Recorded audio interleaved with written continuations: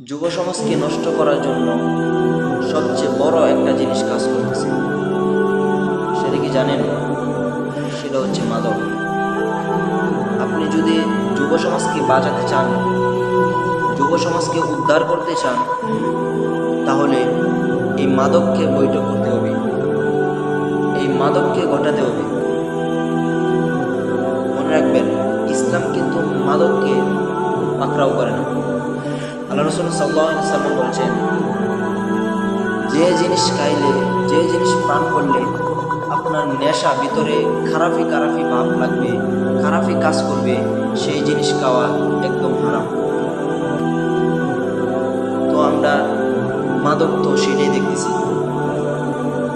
যে মাদক খাওয়ার পরে মানুষ মাতাল হয়ে যায়, পাগল হয়ে যায়, খারাপি করে, অনেক কিছু করে, বিভিন্ন কাজ করে এই মাদকের